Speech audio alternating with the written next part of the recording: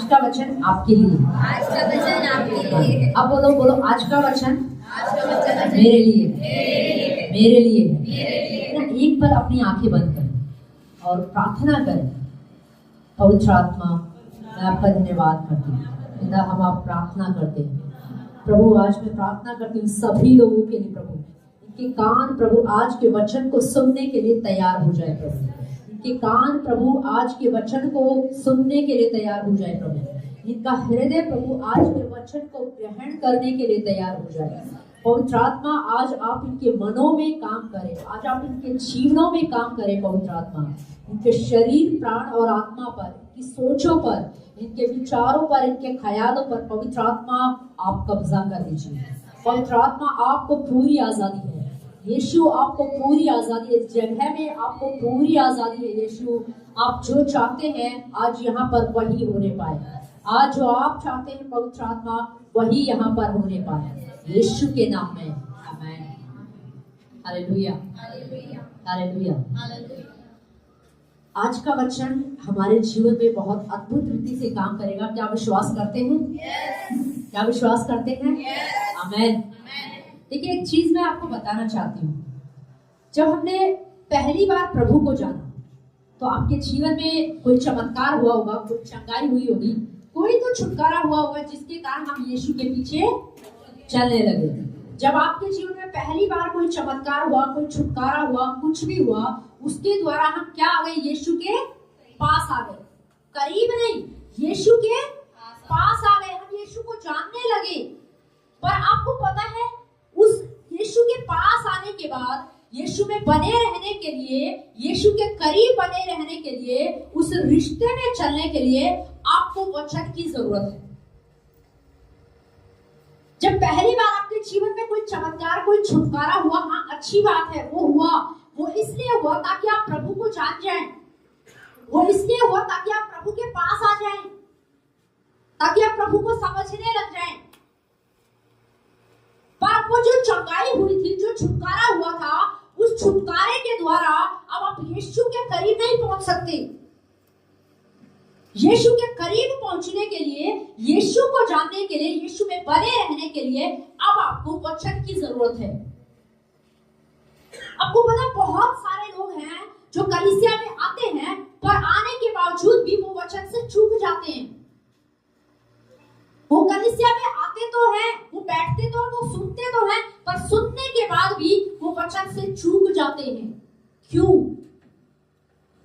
क्योंकि शैतान बहुत चालाक है। ध्यान से सुनिए, शैतान के अंदर कोई ताकत नहीं है, कोई पावर नहीं है, कोई पावर नहीं है। बाइबल में लिखा 2000 साल पहले यीशु मसीह ने शैतान का खुला खुला मजाक उड़ाया, उसको हरा दिया, सारी सामर्थ, सारा अधिकार उससे छीन लिया। उसके पास कोई पावर नहीं, कोई अधिकार नहीं है। पर इसका मतलब ये नहीं कि हम शैतान को बस ऐਵੇਂ यूं ही कुछ भी समझ ले, नहीं। बाइबल बताती है वो बहुत चालाक है। वो क्या है? वो बहुत चालाक है, वो बहुत चतुर है, वो युक्तियां बनाता है। इसीलिए बाइबल में लिखा है ना, तुम शैतान की युक्तियों से अनजान मत रहो, क्योंकि शैतान बहुत चालाक है। वो युक्तियां बनाता है, वो योजनाएं बनाता है, वो प्लानिंग बनाता है। कोई बात नहीं, तेरे जीवन में चंगाई हो गई है, छुटकारा हो गया है, पर अब मैं इनको यीशु के करीब जाने नहीं दूंगा, मैं यीशु में इन्हें बने रहने नहीं दूंगा। वो पूरी कोशिश करता है कि कलीसिया वचन से वंचित रहे। वो पूरी ताकत लगा देता है कि कलीसिया वचन को ना सुने, कलीसिया के अंदर वचन ना जाए, वो वचन को ग्रहण ना करे, क्योंकि वो जानता है अगर कलीसिया वचन को सुनेगी, अगर ये लोग वचन को सुनते रहेंगे तो वचन इनके जीवन में काम करना शुरू कर देगा। वो जानता है कि वचन अगर इनके अंदर चला गया तो इनके अंदर जैसे ही वचन जाना शुरू हो जाएगा, इनके अंदर विश्वास उत्पन्न होना शुरू हो जाएगा। क्योंकि विश्वास कहां से आता है? सुनने से। पर क्या सुनने से? वचन सुनने से। और शैतान यही नहीं चाहता, शैतान यही नहीं चाहता, वो इस बात से डरता, उसे पता है कि ये वचन कितना सामर्थ्य, कितना पावरफुल है। पर आज हमने वचन को हल्का कर दिया है। आज हमें इसकी पावर समझ में नहीं आती है, पर शैतान को इसकी पावर पता है कि अगर इन्होंने वचन सुन लिया तो इनके अंदर क्या आने लग जाएगा? विश्वास आने लग जाएगा। ये विश्वास में बढ़ जाएंगे, इनकी नींव मजबूत हो जाएगी। फिर मैं इन्हें हिला नहीं सकता, फिर मैं इन्हें विश्वास से भटका नहीं सकता, मैं इन्हें उखाड़ नहीं सकता, क्योंकि उसको पता है वचन सुनने से इनकी नींव क्या होती है? मजबूत होती है। इसलिए शैतान को पता है, शैतान डरता है इस बात से, इसीलिए वो किसी ना किसी तरीके से प्लानिंग, युक्तियां बनाता रहता है कि कैसे मैं इस भाई को, इस बहन को वचन से वंचित कर दूं, कैसे मैं इसको वचन से दूर करूं, क्या मैं कुछ ऐसा करूं जो ये वचन सुनने ही ना पाए, क्या कुछ मैं ऐसा करूं कि वचन इसके हृदय में ही ना जाए। उसके पास कोई सामर्थ्य नहीं है, कोई पावर नहीं है, पर वो बेवकूफ भी नहीं है। ये ध्यान रखिए, वो बेवकूफ भी नहीं है, बहुत चालाक है वो। जब हम कलीसिया के लिए, जब अपने घर से जब हम कलीसिया के लिए निकलते हैं ना वचन को सुनने के लिए, तो वो चालाकी, वो युक्तियां बनाता है, वो योजनाएं बनाता है। आज का वचन इसके हृदय में कैसे पहुंचेगा, उसको मुझे रोकना है। उस वचन को मुझे इसके अंदर काम करने से क्या करना है? रोकना है। क्योंकि बाइबल क्या कहती है वचन के बारे में? वचन निकालेंगे मत्ती की पुस्तक, उसका 7 अध्याय, उसका 24 से पढ़े। मत्ती की पुस्तक 7 अध्याय, उसका 24 से पढ़े। ध्यान से सुनिएगा, आज बहुत ध्यान से आपको वचन को सुनना है, और आप कोशिश करें कि आज के वचन से आप ना चूके। हालेलुया। पढ़िए। इसलिए जो कोई मेरी ये बातें सुनकर उन्हें मानता है, वह उस बुद्धिमान मनुष्य के समान ठहरेगा जिसने अपना घर चट्टान पर बनाया। बस ध्यान से सुनिए। देखिए, यीशु मसीह ये पहाड़ी उपदेश दे रहा है, और एक बहुत बड़ी भीड़ यीशु के पास खड़ी हुई है। एक बहुत बड़ी भीड़ को यीशु मसीह उपदेश दे रहा है, प्रचार कर रहा है। और यीशु मसीह ने क्या कहा? यीशु मसीह ने कहा, जो कोई व्यक्ति, देखिए साफ लिखा है, वहां पर लिखा है जो कोई व्यक्ति।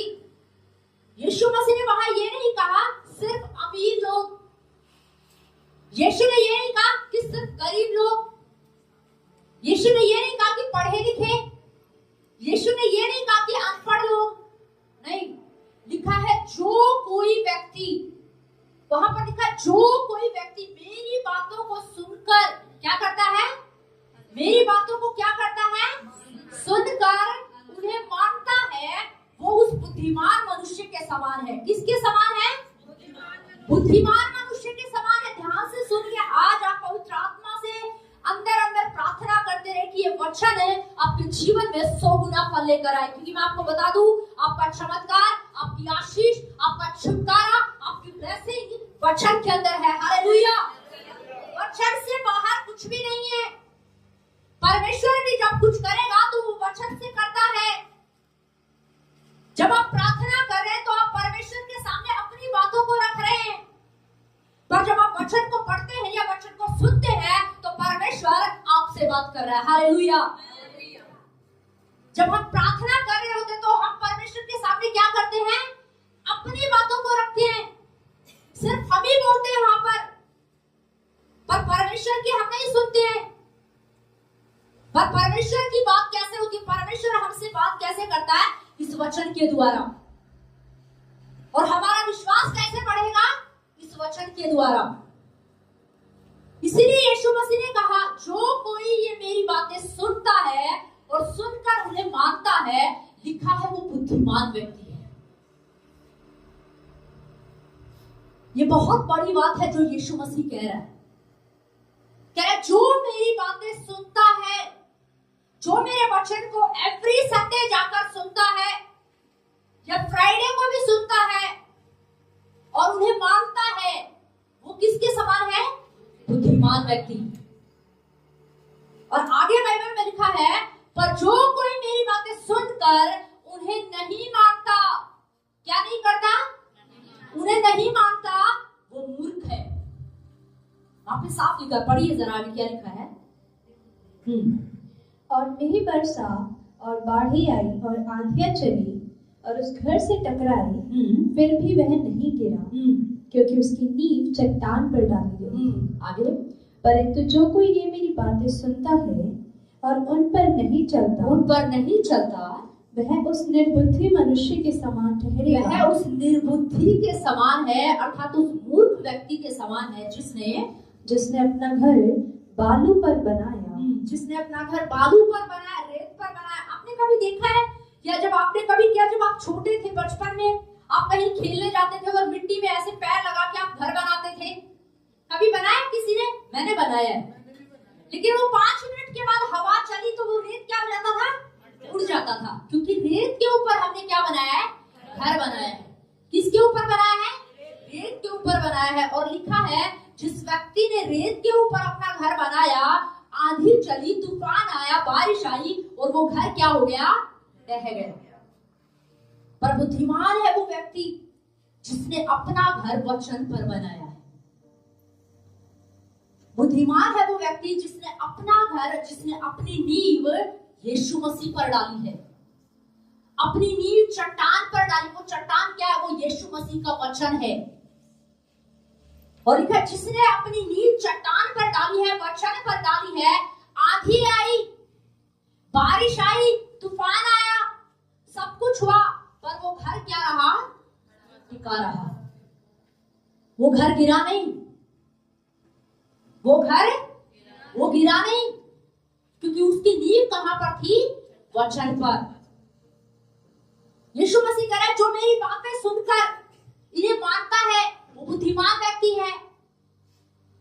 इसका मतलब क्या है? हमारी नींव किस पर होनी चाहिए? वचन पर होनी चाहिए। आपकी नींव किस पर होनी चाहिए? वचन पर। यीशु मसीह ये बात क्यों कह रहे हैं? इसका मतलब है, बहुत सारे ऐसे लोग हैं जिन्होंने अपनी नींव वचन पर नहीं डाली है। इसका मतलब बहुत सारे लोग ऐसे हैं जिनकी नींव वचन पर नहीं है। हो सकता है उनकी नींव सिर्फ प्रार्थना पर हो सकता है उनकी नींव सिर्फ हाथ रखवाने पर हो सकता है उनकी नींव सिर्फ प्रार्थना करने पर या उपवास करने पर हो, या उनकी नींव सिर्फ चंगाई पर हो। देखिए, जब आप प्रभु में आए, आप पहली बार जब आपने प्रभु को जाना, चिन्ह चमत्कार हुआ आपके जीवन में, चंगाई हुई, छुटकारा हुआ, सब कुछ हुआ, लेकिन आप उस चिन्ह चमत्कार में, उस चंगाई में, उस छुटकारे में, उस आशीष में बने रहने के लिए, उसमें खड़े रहने के लिए आपको वचन की जरूरत है। आप जब पहली बार प्रभु में आए ना, हो सकता है आप किसी मीटिंग में गए, किसी सभा में गए, आपके हाथ सिर पर हाथ रख के प्रार्थना की और आप ठीक हो गए, या हाथ भी नहीं रखा और आपके लिए प्रार्थना हुई और आप ठीक हो गए। पर उस चंगाई में बने रहने के लिए, उसमें चलने के लिए आपको वचन की जरूरत है। अब आप सोचें कि मैं कलीसिया जा रहा हूं, पर और वचन जब आता है तो बहुत सारे लोग वचन को सुनते भी नहीं है, क्योंकि उन्होंने नींव कहां पर बना ली? अपनी चंगाई पर। उन्होंने अपनी नींव बना लिया। वो जब हम शुरू में प्रभु में आए थे ना, तो प्रार्थना चल रही थी और प्रार्थना में हम क्या हो गए थे? ठीक हो गए थे। इसीलिए वो इंतजार करते हैं कि कब वचन खत्म होगा, कब प्रार्थना होगी और प्रार्थना के द्वारा दोबारा चंगाई हमारे जीवन में आएगी। पर अगर आपकी नींव देखिए, चंगाई, छुटकारा, आशीष ये प्रभु की ओर से है, ये बिल्कुल है। ये चिन्ह चमत्कार मसीहत में जरूरी है, क्योंकि यीशु मसीह ने भी चिन्ह चमत्कार किए, यीशु मसीह ने भी चंगाइयां की। पर चंगाई में बने रहने के लिए हमें वचन की जरूरत है। आप पहली बार कैसे प्रभु में आए, वो ठीक है, एक समय था, पर अब उस चीज में बने रहने के लिए आपको वचन की जरूरत है। आपको वचन को समझने की जरूरत है। यीशु मसीह ने कहा, तुम अपनी नींव जो है ना, चट्टान पर बनाओ, वचन पर। अगर आपके पास वचन है ना, तो अब आप इंतजार नहीं करेंगे कि ओ घर में आप बीमार हैं, समस्या में, परेशानी में, तो आप इंतजार नहीं करेंगे कि हम संडे को जाएंगे, बस संडे को पास्टर सिर पे हाथ रखेगा, प्रार्थना करेगा। सिर पर हाथ रख के प्रार्थना करवाना अच्छी बात है, मैं इसके विरोध में नहीं हूं। ये होता है कभी कभी, पवित्र आत्मा हमारे हृदय में डालता है कि आज कलीसिया के लिए सिर पर हाथ रख के प्रार्थना करना, ये प्रभु की ओर से है। बाइबल भी बताती है अपने याजकों के पास जाओ और हाथ रख के प्रार्थना करवाओ। पर हमारी नींव कहां पर है? हमारी नींव हाथ रखवाने पर नहीं होनी चाहिए, हमारी नींव सिर्फ प्रार्थना पर नहीं होनी चाहिए, हमारी नींव चंगाई पर नहीं होनी चाहिए, हमारी नींव वचन पर होनी चाहिए। अगर आप बीमार हो गए किसी दिन और आपको वचन का ज्ञान ही नहीं है, अगर आपकी नींव चंगाई पर है ना, हाथ रखवाने पर है, तो आप संडे तक इंतजार करेंगे। जिन लोगों का विश्वास, जिन लोगों की नींव चंगाई पर है ना, जिन लोगों की नींव जो है प्रार्थना हाथ रखवाने पर है ना, वो इंतजार करेंगे कि कब संडे आएगा, कब पास्टर हमारे सिर पर हाथ रखेगा और कब हमें चंगाई मिलेगी, वो इंतजार करेंगे। पर जिन लोगों की नींव वचन के ऊपर है ना, वो इंतजार नहीं करेंगे। ध्यान से सुनिए, जिन लोगों की नींव वचन पर है ना, वो इंतजार नहीं करेंगे। मैं नहीं कह रही हूं आप प्रार्थना विषय नहीं दे सकते, आप दे सकते हैं, या फोन पे प्रार्थना नहीं करवा सकते हैं, पर वो इंतजार नहीं करेंगे।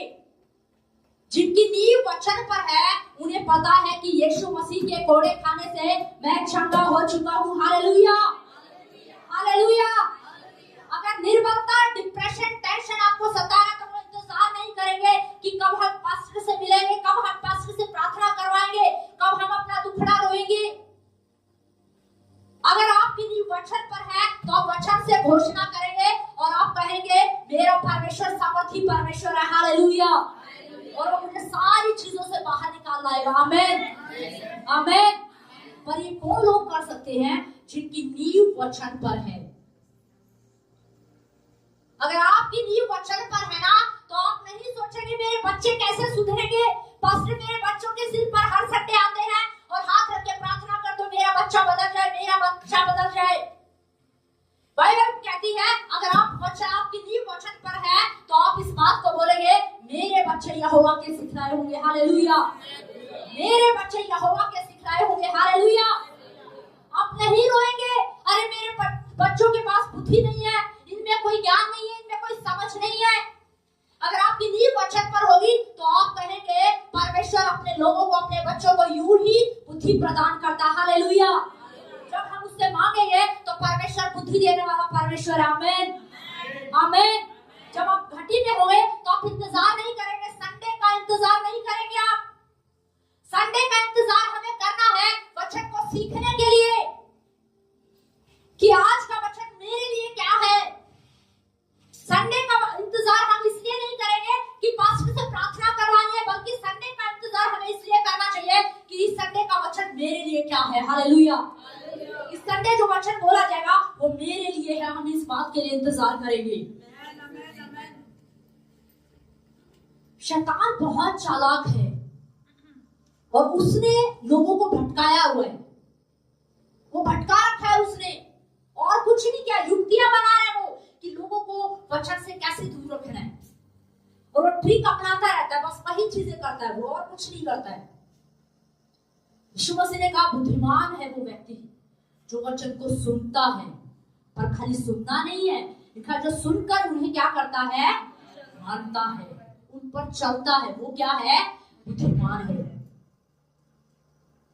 जिसने अपनी नींव वचन पर बनाई वही क्या खड़े रहेंगे, दृढ़ खड़े रहेंगे।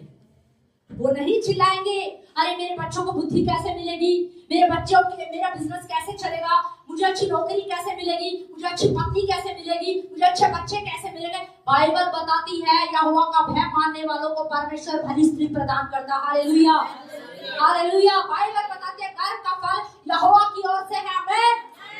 जिनकी नींव वचन पर होगी ना, वो इस वचन को बोलेंगे और घोषणा करते रहेंगे, फिर चाहे कोई बीमारी हो, समस्या हो, परेशानी हो, पर अगर उनकी नींव वचन पर है तो वो नहीं डरेंगे, वो वचन में खड़े रहेंगे। कुछ भी होगा, उन्हें पता है हमारी छुटकाई वचन में है, उन्हें पता है हमारा छुटकारा वचन में है।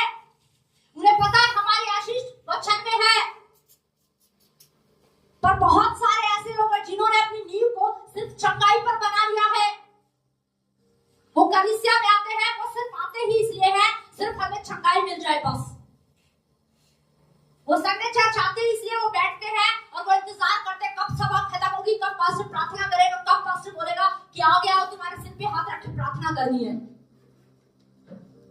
नहीं, प्रार्थना करवाना गलत नहीं है, हाथ रखवाना गलत नहीं है, पर आपकी नींव कहां पर है? अगर आपका फोकस ही यही है ना कि आपका कलीसिया में आने का दर्शन ही यही है, फोकस ही यही है कि मुझे सिर्फ प्रार्थना करवानी है, वचन से मुझे कोई मतलब नहीं है, नहीं, ये गलत है, ये गलत है। क्योंकि आपकी चंगाई वचन में है, आपका छुटकारा वचन में है। आप जो प्रार्थना करते हैं ना, वो प्रार्थना आपको वचन से सीखने को मिलेगी। आप जो आराधना करते हैं, एक सही आराधना आप वचन से सीख पाएंगे, एक सही प्रार्थना आप वचन से सीख पाएंगे। आपके अंदर विश्वास होगा, पर एक सही विश्वास वचन आपको सिखाएगा। आप प्रार्थना करते होंगे, पर एक सही प्रार्थना वचन आपको सिखाएगा। इन चीजों को हमें समझना है कि वचन हमारे लिए कितना जरूरी है। जैसे आपके शरीर के लिए भोजन जरूरी है ना, आपकी आत्मा के लिए वचन जरूरी है। आपकी आत्मा को जीवित रखने के लिए, आपकी आत्मा को चलाने के लिए आपको वचन की जरूरत है, क्योंकि ये वचन है आपकी आत्मा का भोजन है, जिसे आपको प्रतिदिन लेने की जरूरत है। इस वचन के बगैर आप जीवित नहीं है। अगर ये वचन हमारे हृदय में नहीं है ना, तो हम मरे हुए हैं। क्यों ना एक वचन और निकालेंगे, मरकुस की पुस्तक, उसका 4 अध्याय, मरकुस 4 उसका 13 से पढ़ें। फिर उसने उनसे कहा, क्या तुम यह दृष्टांत नहीं समझते? तो फिर और सब दृष्टांतों को कैसे समझोगे? बोने वाला वचन बोता है जो मार्ग के किनारे है। जहाँ वचन बोया जाता है, ये वे है कि जब उन्होंने सुना तो शैतान तुरंत आकर वचन को जो उनमें बोया गया था उठा ले जाता है। बस ध्यान से सुनिए। देखिए 4 अध्याय है, आप इसको घर पे जाके पढ़िएगा। यीशु मसीह भीड़ से दृष्टांतों में बात कर रहा था, और दृष्टांत के अंदर वहां पे लिखा हुआ है कि यीशु मसीह जब बात कर रहा है तो वहां पर 4 प्रकार की भूमि के बारे में बात कर रहा है। किसके बारे में बात कर रहा है? 4 प्रकार की भूमि के बारे में बात कर रहा है। अक्सर इस दृष्टांत को जो है इसलिए बताया जाता है कि जब एक नया व्यक्ति आता है तो वचन जब उसके अंदर उसे सुनाया जाता है तो वो कैसे उसे ग्रहण करता है। पर एक नया प्रकाशन का जब मैं रात में प्रार्थना करी थी, परसों जब प्रार्थना करी थी, तो पवित्र आत्मा ने मुझे कुछ और चीजों पर ध्यान दिया और प्रभु ने बताया मुझे कि ये जो वचन है, ये दृष्टांत जो है आज कलीसिया से बात करेगा। हालेलुया, आज ये आपसे बात करेगा। लिखा है यीशु मसीह वहां पर जब प्रचार कर रहा है तो 4 प्रकार की भूमि वहां पर है। आज यहाँ पर यही काम हो रहा है। समझ लीजिए कि आज यहाँ पर एक बीज बोने वाला बीज डाल रहा है, और ये भूमि है, और ये जो पूरा खेत है, ये जो पूरा ग्राउंड है, इसमें 4 प्रकार की भूमि है। ये ध्यान दीजिए कि बोने वाला एक ही है। यहाँ जो बीज बो रहा है उसमें कोई फर्क नहीं है, वो कोई भेदभाव नहीं करता है। वो जो अपनी टोकरी से बीज निकाल रहा है तो वो इक्वल बीज डाल रहा है, सब जगह पर बराबर बीज डाल रहा है। पर फर्क कहाँ होता है पता है? भूमि में। बीज में कमी नहीं होती है, ये ध्यान से सुनिए। बोने वाले में कमी नहीं है। क्या कभी ऐसा हुआ है कि आपको अलग से बताया जाता है, आपको अलग से बताया जाता है? नहीं। या बोला जाता है कि ये बात आपके लिए है, ये आपके लिए है, ये आपके लिए, ये आपके लिए नहीं है? नहीं। बोने वाले में कोई फर्क नहीं है।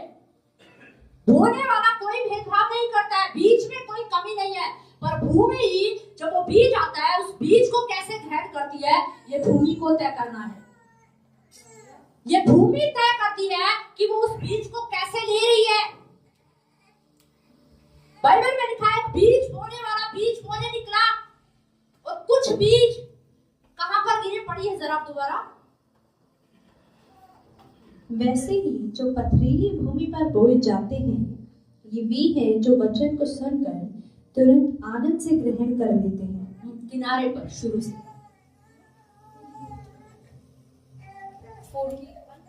30। फिर उसने उनसे कहा, क्या तुम यह दृष्टांत नहीं समझते? तो फिर और सब दृष्टांतों को कैसे समझोगे? बोने वाला वचन बोता है जो मार्ग के किनारे के हैं, जहाँ वचन बोया जाता है। ये वे हैं कि जब उन्होंने सुना तो शैतान तुरंत आकर वचन को जो उनमें बोया गया था उठा ले जाता है। बस ध्यान से सुनिए, लिखा है बोने वाला जब बीज बो रहा है ना, तो कुछ बीज कहाँ पर गिर गया? किनारे पर। कहाँ पर गिर गया?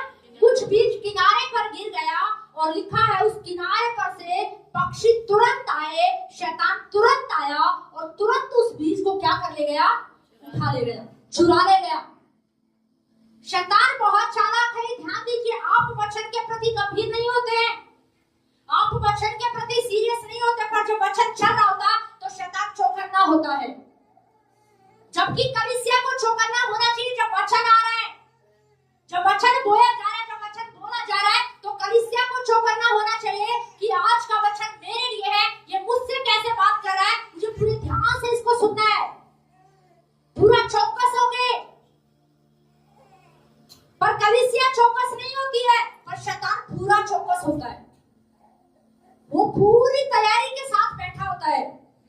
इसीलिए बाइबल में लिखा जो किनारे पर गिरा, शैतान तुरंत, वहां नहीं लिखा टाइम लगा दिया उसने, समय लगाया उसने, नहीं लिखा तुरंत आया और बीज को क्या कर ले गया? चुरा ले गया, चुरा ले गया। वचन को क्या कर लिया उसने? चुरा लिया, क्योंकि उसको पता है अगर ये बीज यहीं पर पड़ा रहेगा ना, ये वचन यहीं पर पड़ा रहा, तो ये फलवंत हो जाएगा। ये क्या हो जाएगा? ये फलवंत हो जाएगा।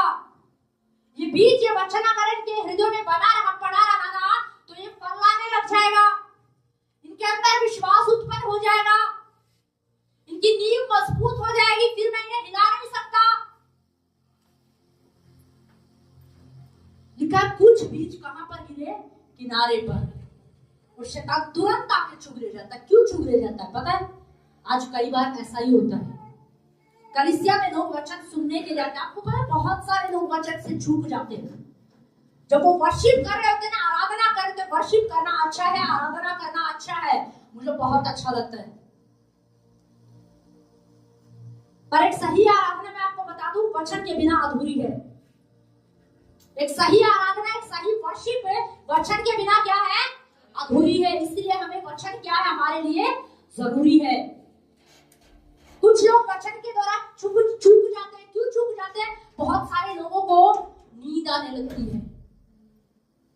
हो सकता है संडे को जो वचन दिया जाता वो उसके लिए कोई खास बात आनी थी, कोई खास वचन था जो उसी के लिए था, जो उससे बात कर रहा था, पर अचानक से उसे क्या आने लगी?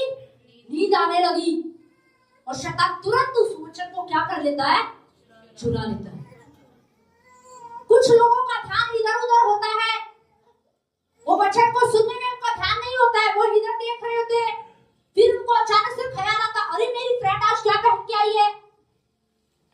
वर्शिप में उन्हें कुछ याद नहीं आता है, पर जब वचन चलता है तब उन्हें सब कुछ याद आता है। अरे देखो तो सही मेरी फ्रेंड ने क्या पहना है, अरे देखो तो सही पास्टर ने क्या पहना है। ये क्यों होता है पता है आपको? क्यों होता है? शैतान बहुत चालाक है। याद रखिए, उसके पास कोई पावर नहीं है, पर वो बहुत चालाक है, और वो पूरी कोशिश करता है मुझे इनको वचन से इनके ध्यान को क्या करना है? हटाना है। इसीलिए वो नींद आने लग जाती है, इसीलिए लोग इधर उधर ताकने लग जाते हैं। कुछ लोग तो ऐसे होते हैं जो पीछे बैठकर आराम से फोन चला रहे होते हैं। वो बैठे कलीसिया में है, वचन सुन रहे हैं, पर उनका ध्यान फोन में है, वो व्हाट्सएप पे चैटिंग कर रहे हैं। और ऐसे में शैतान तुरंत आता है और वचन को क्या कर ले जाता है? चुरा ले जाता है। उन्होंने सुना भी नहीं, वो उनके अंदर गया भी नहीं। आज कितने ही सारे लोग हैं जो कलीसिया में आते हैं, पर वचन से क्या हो जाते हैं? चूक जाते हैं, क्योंकि शैतान जानता है वचन इनके अंदर जाएगा तो ये फलवंत हो जाएंगे, ये फल लाने वाले बन जाएंगे, ये आशीषित हो जाएंगे। वो जानता है इस बात को, वो चौकन्ना होता है वचन के प्रति कि वचन इनके अंदर ना जाए, पर हम चौकन्ने नहीं होते वचन के प्रति कि वचन हमारे अंदर आ जाए। हमें चौकन्ना होने की जरूरत है। वर्शिप के दौरान कई बार किसी को कुछ याद नहीं आएगा, पर जैसे ही वचन चलना शुरू होता है तो याद आता, अरे मैंने पानी तो पिया ही नहीं, अरे मैं टॉयलेट तो गई नहीं, अरे मैंने आज बाल तो चेक किए नहीं, मैं यहाँ पर आके बाल चेक करती हूँ, मैंने बाल तो चेक किया ही नहीं, अरे आज तो किसी को फोन करना था। ये सब कब होता पता है आपको? वचन के दौरान। वचन के दौरान जब वचन, क्योंकि शत्रु को पता है इनको, उनके ध्यान को कैसे डाइवर्ट करना है। कुछ लोगों का ध्यान छोटे बच्चों से डाइवर्ट हो जाता है और वो वचन जो उनके लिए था ना, वो उससे क्या हो जाते हैं, चूक जाते हैं। इसीलिए बाइबल में लिखा है शैतान तुरंत आता है, वचन को क्या कर ले जाता है, उठा ले जाता है। उसे पता था ये वचन इसके लिए था, जिसके लिए वचन था वो पानी पीने चला गया, जिसके लिए वचन होता है वो फोन अटेंड करने चला जाता है, जिसके लिए वचन होता है उसे नींद आने लगती है। इसीलिए बाइबल में लिखा है शैतान तुरंत आता है और वचन को क्या कर लेता है, चुरा लेता है। हमें बहुत सावधान होने की जरूरत है। बहुत क्या होने की जरूरत है, सावधान होने की जरूरत है। बाइबल में लिखा है तुम शैतान की युक्तियों से अनजान मत रहो। तुम्हें शैतान की युक्तियों के बारे में पता होना चाहिए। अगर आपको वचन के दौरान नींद आ रही है तो आपको पता होना चाहिए शैतान की युक्ति के बारे में। वो चाहता है कि मैं वचन से वंचित हो जाऊं। अगर आपका फोन आ रहा है तो आप अगर शैतान की युक्तियों से आप अनजान नहीं है, आपको शैतान की युक्तियों के बारे में पता है, तो आप पहले ही अपने मोबाइल को स्विच ऑफ कर लेंगे। हमें सावधान होना है, हमें सचेत होना है। घर में क्या चल रहा है, रसोई में क्या चल रहा है, ऑफिस में क्या चल रहा है, वो वचन के दौरान नहीं सोचना है। जब हम कलीसिया में बैठे होते हैं ना तो शैतान विचार डाल रहा होता है। बहुत सारे लोग वचन से ऐसे भी चूक जाते हैं, अरे कहीं घर में गैस खुली तो नहीं रह गई, पता नहीं, मुझे तो याद ही नहीं है। सारा वचन चला गया, सब कुछ हो गया, पर वचन उनके अंदर गया ही नहीं, क्योंकि उनका ध्यान कहां पर था, किचन में। कुछ लोगों को वचन इसलिए उनके अंदर नहीं जाता क्योंकि उनका ध्यान कहां होता है, कब प्रचार खत्म होगा, कब प्रार्थना होगी और कब मैं घर जाऊंगा, क्योंकि वो प्रार्थना के लिए ही आते हैं।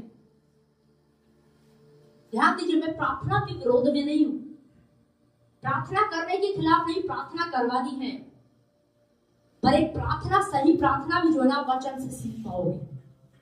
एक सही आराधना आप वचन से सीख पाओगे। प्रार्थना आपके विश्वास को नहीं बढ़ाएगी, यह वचन आपके विश्वास को बढ़ाएगा। इसीलिए हमें वचन के प्रति सावधान होने की जरूरत है। क्यों परमेश्वर ने अपने नाम से ज्यादा अपने वचन को महत्व दिया? क्योंकि परमेश्वर जानता है मेरा वचन सामर्थी है और ये जिस कार्य के लिए बोला जाता है उसे पूरा करके लौटता है। मेरे वचन में जीवन है, मेरे वचन में पावर है, मेरे वचन में चंगाई, मेरे वचन में छुटकारा है। और शैतान जानता है कि परमेश्वर के मुख से निकला हुआ वचन है, अगर ये कलीसिया के अंदर चला गया ना तो ये आजाद हो जाएंगे, ये अपनी चंगाई को ले लेंगे, अपने छुटकारे को ले लेंगे, ये अपनी आशीषों को ले लेंगे। और आगे क्या लिखा है, आप पढ़िए। जो मार्ग के किनारे के हैं, जहां वचन बोया जाता है, ये वे है कि जब उन्होंने सुना तो शैतान तुरंत आकर वचन को जो उनमें बोया गया था उठा ले जाता है। वैसे ही जो पथरीली भूमि पर बोए जाते हैं, ये वे हैं जो वचन को सुनकर तुरंत आनंद से ग्रहण कर लेते हैं। ध्यान से सुनिए। अब कुछ लोग ऐसे होते हैं जो वचन को बड़े आनंद से सुनते हैं। क्या करते हैं? बड़े आनंद से सुनते हैं। जब वचन चल रहा था, हाँ जी पास्टर जी आप बिल्कुल सही कह रहे हो, आप बिल्कुल सही बोल रहे हो, हाँ हमें प्रार्थना करनी चाहिए, हाँ हमें दशमांश देना चाहिए, हाँ हमें बाइबल पढ़ना चाहिए, हाँ हमें समय से कलीसिया आना चाहिए। आप सही कह रहे हो पास्टर जी। वो बड़े आनंद से वचन को क्या करते हैं? ग्रहण करते। पर उस वचन को है ना